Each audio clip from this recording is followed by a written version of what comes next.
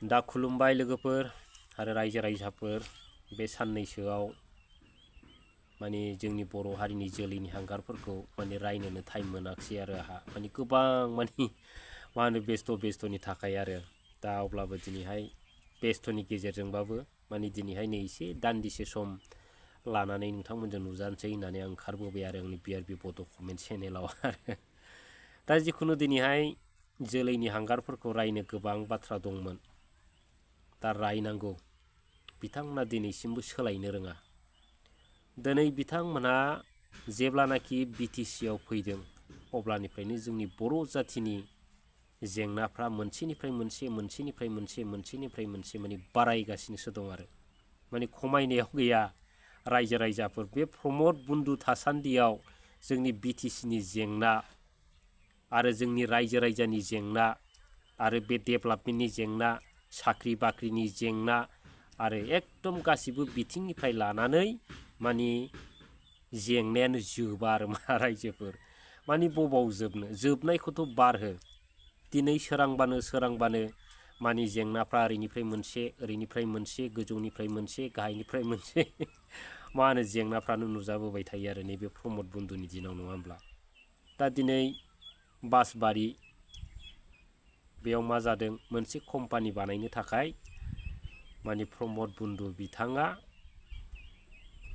माने बै जायगाखौ हगारदों दिनै बै BTCनि हाखौ सोर हगारनो हागोन दिनै प्रमद बन्दु नङाबा सोर हगारगोन रायजो राजाफोर सोरबा हेमन्त बिश्व शर्मायाबो बेयाव फैनानै डाइरेक्टलि बे हाखौ उमुगनो होनांगौ होननानै माब्लाबाबो हाया रायजो राजाफोर दा 5 बोसोर नैबे 5 बोसोराव प्रमद बन्दु बिथांनि जेनाखि सरकार सालायनाय जों बे सरकार सालायनायाव जोंनि रायजो राजाफ्रा दिनै मा नुखो दिनै मानो सानफा एफा जोंनि प्रब्लेमा बांनो गोनां जाखो दिनै माने गावनि हाखौ गुबुननो हगारनो गोनां जाखो मानो गुबुननो फाननो गोनां जाखो दिनै BTC आव गोबां पावार दंमोन दिनै बै पावारफोरखौबो दिनै प्रमद बन्दु बिथाङा मानो फाननो गोनां जाखो जों बेखौसो सिन्था खालामनांगोन रायजोफोर दिनै बिथांमोना मा सानदों जोंनि बर' जाथि बर' हारिखौ बबे लामाजों लांनो सानदों जोंनि साफ्रोमबो बर' रायजो राजाफ्रा दिनैनि दिनाव बेखौ सिन्था खालामनो रोंनांगोन दिनै बिथांमोना बुंबाय थादों गोबां डेभेलप गोबां आसनि गोबां लामा सामा गोबां अफिस बायदिसिना होजोबबायनो रायजोफोर फाबोरो सोर मोनदों बिथांमोना माब्लाबा बै साख्रि बाख्रि होनाय बै डेभेलपमेन्टनि खामानिफोरखौ लिस्ट होनो हागोन नामा रायजोफोर दा रायजो राजाफोर दिनैनि नैबे समाव नैबे जोंनि BTC आव नङा होमबा जेसेबां दिनसिम प्रमद बर' बिथाङा थागोन बे जोंनि बर' हारिनि मोनसेबो नमुनाबो थानाय नङा माने मा जागोन जोबस्रांजोबगोन आरो दिनै खुनु हिस्टरिबो थानाय नङा खुनु जोंनि बर' जाथिनि मोन्थायबो थानाय नङा बेयाव जोबलांगोन आरो बिथाङा फाननानै जाजोबगोन दिनै BTC बायदि एबा BTCनि पावारखौनो बिथाङा दिनै फाननो हादोंब्ला बै पर्बतजरा बासबारिनि हा हु फाननायाथ' बिथांनि थाखाय जेबो गिदिर बाथ्रायानो नङा होमब्ला दिनै बिथाङा गादियाव थानानै जुग बोसोरनि रायजो जाबोनाय आइ आफाफोरनि हाखौ दिनै प्रमद बर' बिथाङा बे 5 बोसोर सरकार जानायावनो माब्रै बै हा हुखौ नोजोर गोग्लैनानै माब्रै बिथाङा फानखो लासिंसिं दा जोङो बेखौनो दिनै बुंनांगोन दिनै प्रमद बर' बिथाङा सासे बर' जाथिनि जोलैनि हांगार नांगोन जों रायजोफोर बिथांनाव बर' जाथिनि थै गैया बर' जाथिनि जुदि थै दंमोनब्ला बिथाङा बे जोंनि बर' हारिनि नांनानै मोननाय बर' जाथिनि जेनाखि थै होनानै जिउ होनानै मोननाय बे थामोनथा जेनाखि हा बे हाखौ बिथाङा दिनै मा बिखाजों फाननो हाखो रायजोफोर दा जोङो बिराद साननो गोनां आरो रायजोफोर दा रायजो राजाफोर प्रमद बर' बिथां दिनै बिथाङा बै हा हुखौ फाननो हालायनाय दिनै बिथाङा मा प्रब्लेम जाखो ना दिनै बिथाङा गावनि जेननायखौ रोखा नुहुरखानानै दिनै बिथाङा माने एकदम गाव थासान्दियाव माने फाननानै जाजोबसै रां खामायखानसै बिदिसो अबस्था जाहैबाय रायजोफोर नङा होमब्ला माथो दङ नङाबा बै बासबारि पर्बतजरानि हाखौ नाङा फाङा मानो आदानिनो फानलाबायखो फाग्लालाय बिराद लासिंसिंब्रा जोङो प्रमद बन्दु बिथांमोन बायदिखौ दिनै खुनु प्रकारै जोङो सरकारबो होननो हाया, बिथांखौ सासे बर'नि इन्टेलेक्चुयेल एबा दैदेनगिरिबो बुंनो हाया रायजोफोर। दिनै बिथाङा बर' हारिनि बर' जाथिनि सुखु दुखुखौ बिथाङा साननो सम गैया। बिथाङा सोरबा बै कलिता माबा माबि हारसाफोरनि सुखु दुखुफोरखौसो दिनै बिथाङा साननो सम दं। जोंनि बर' जातिनि जेंनाफोरखौ बिथाङा साननो सम गैया रायजोफोर।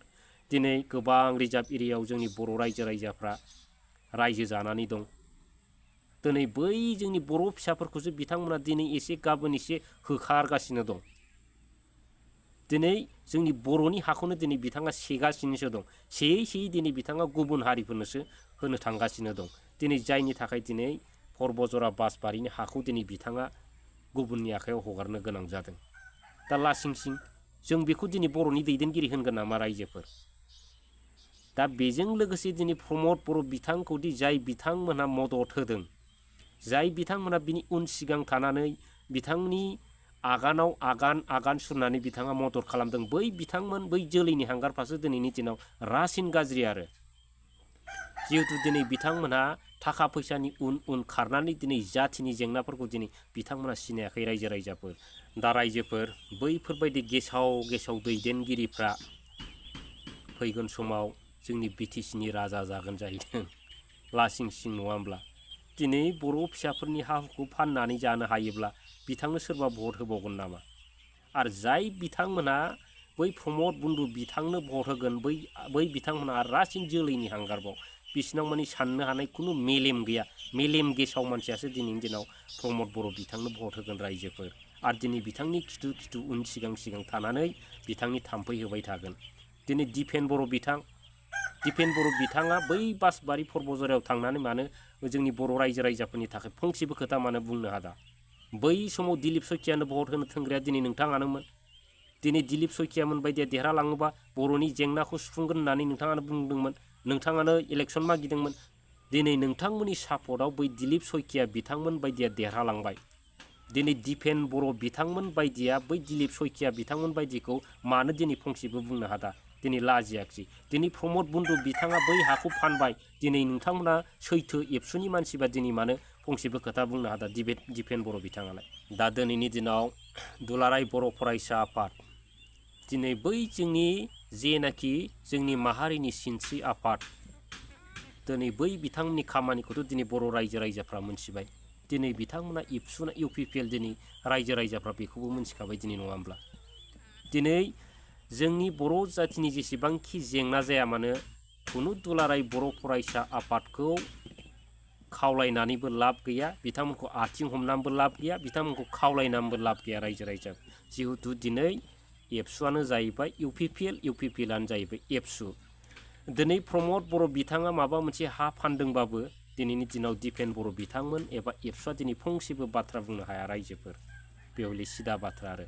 दिनै बर' जातिनि जेंनानि सोमोन्दै बिथांमोना सानग्राबा, बै बर' जातिनि हा हुनि फारसे बिथांमोना सानग्राब्ला दिनै माने दिपेन बर' बिथांमोन बायदिया बै बासबारिनि हा फाननायखौ दिनै बिथांमोन बायदिया मानो फंसेबो बाथ्रा बुंनो हादा? बेनो जाहैबाय जोंनि दुलाराय बर' फरायसा आफाद, जोंनि बर' माहारिनि सिनस्रि आफादा रायजोफोर। दा बिदिबा सिन्था खालामदो। दा दिनै प्रमद बर' बिथांखौ बुंनानै लाब गैया। बिथाङा दिनै फैगोन समाव गावनि जेननाय, गावनि खहा जागोनखौ दिनै बिथाङा 100% नुहुरखाबाय। बिनिखायनो दिनै बिथाङा बै समफोरखौ नुहुरनानै बिथाङा गोबां धोन दौलत आरजिनो, रां खामायनो थाखाय बैफोर हा हुखौ दिनै बिथाङा फानदों जानो हागौ रायजोफोर। दा दिनै बिथांखौथ' मा बुंनो? बिथाङा जाहैबाय जेंना बुथुमग्रा, जोंनि बर' जाति फोजोबग्रा बिथांखौ सासे जोङो दैदेनगिरिसो होननांगोन दिनैनि दिनाव। दा दिनै बिथाङा प्रमद बन्दु बिथाङाथ' दिनै जेनखाबाय। आरो जेननायनि उनाव प्रमद बन्दु बिथांनि UPPL होननाय नामा माने नाम' निसान माने जोबस्रांबाय आरो। खुनु बे UPPL होननाय सोदोबखौ रावबो फाग्ला फाग्लिनि खुगायाव ओंखारनाय नङा रायजोफोर। बेखौ नायबाय था। जेननायाथ' बिथांमोना एबार खाथांखा।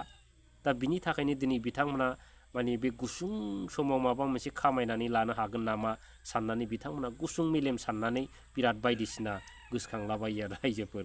दा लासिंसिं दिनैनि दिनाव दा नैबे सम आरो नैबे बोथोरानो जाहैबाय प्रमद बन्दु बिथांमोननि सरकारा जोबनायनि सम रायजोफोर।